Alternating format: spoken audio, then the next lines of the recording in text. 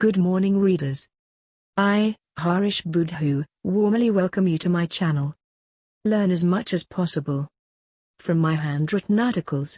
Open Letter to His Holiness Cardinal Piat. Part 2. This the 11th of September, 2020. Now is the time for the head of the Catholic Church to repair, to make amends and to refund the billions from the 1800s to the Creole community. Sunday's letter. The church was silent when Le Parti militant Social Democrate had undressed a Hindu lady. Your Holiness, Cardinal Piat. You are now reading the second part of the series of letters addressed to the head of the Catholic Church. They are also intended for our own extended Facebook and YouTube family members. Truth be told, we now but breathe and live for them. For that, we spend a lot of time, energy and effort to write 6 articles every week. We do not sell education and our experience. We care more for our young readers than we love ourselves. Anyway, feel welcome, Your Holiness. Take only the best and leave the rest. Best wishes. First, a few words to our Facebook and YouTube friends. We are taking a break from the series of open letters addressed to the Prime Minister. Instead, we have deemed it important to draw the attention of the head of the Catholic Church to a few past plain, painful and dreadful naked truths. And that too, without fear or favor. We were not in politics, to be scared of any backlash. I know how your people operated, Your Holiness. However, we have only one mission in mind. To liberate the poor Creoles, who were or who are and who will be utilized, abused, misused, manipulated and then dumped by the remnants of the 1960s church ringmasters. We are sorry, Your Holiness. Now are we now frightened or panic-stricken to face all the newspapers and radio stations under the command of the Church? The remnants of the 1960s anti-Hindu and anti-independence journalists are still alive and kicking. They are more dangerous, more venomous. Against that backdrop of despair and doom and gloom for our Creole brothers and sisters, now consider the following honest, sad and awful truths, on the desperate economic plight of the exploited descendants of slaves, at the hands of the Church. They are just picked at random as they cross the mind, and do not indicate any order of chronology or priority. 1. We are in the 1950s. I am writing from my own personal and first-hand experiences. Out of some 50 huts, only 3 were made of wood and iron sheets. The other 47 were thatched, with dry sugarcane leaves. Poverty was the order of the day. The population comprised of Hindu, Muslim and Creole families at Belterre and Bagatelle Camp. All the adults were employed by the Highlands Sugar Estate. 2. All the Hindu and Muslim children learned Hindi, Tamil, Telugu, Marathi or Urdu. Hindu pundits and Maulanas regularly visited the parents. They taught them to live simple, to avoid alcoholic drinks and cigarettes, to cooperate with each other, to invest in the education of their children, etc. That house-to-house education process existed well before the 1950s.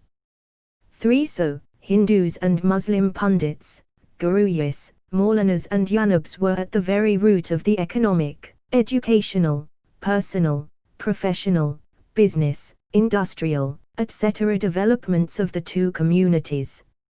History is eyewitness. 4. In sharp contrast, the Church was never interested in developing the Creole community. I had never seen or heard of any Catholic priest visiting and counseling the Creole families. The Church has destroyed them. His Holiness' predecessors converted the slaves to Christianity, with the help of the sugar magnates. 5. You people have destroyed their tried and tested age-old traditions, religions, cultures, languages and habits. You forged them to change their names, to look more European. and therefore, the Church left them to their own cruel fate. But wait a moment. Their huge numbers, some 28%, mattered, to bargain. To utilize them as a religious and political pawn, in the game of chess. To collect religious subsidies. To enrich the Church with their money, sweat, blood sacrifices and tears. The British had paid millions to the 1800s sugar barons to liberate the slaves. Where is that money, now worth many, many billions, Your Holiness? Where are the subsidies collected over their heads, for the last 5 decades? All told, you people have exploited the poor Creoles. Painful truth. 6. Here is another marked and distressing contrast. Muslim and Hindu maulanas and pundits had encouraged their communities to invest in the education of their children.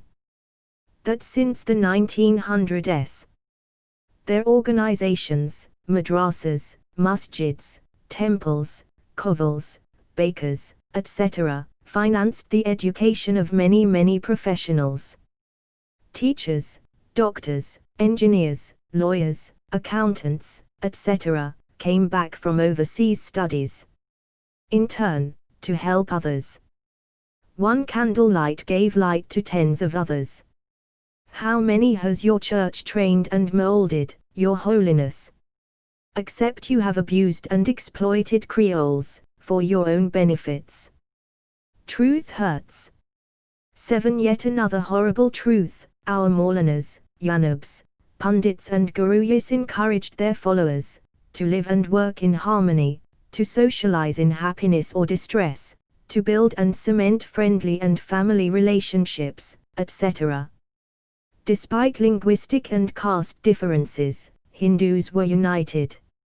So, too, were Muslims. Why had and still has your Church ostracized the Creoles?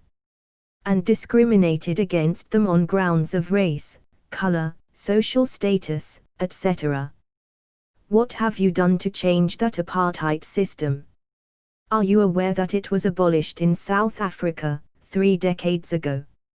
8. Even then, here is another unwelcomed and unpleasant truth. What was your rank in the Church hierarchy when you were appointed to the number 1 position?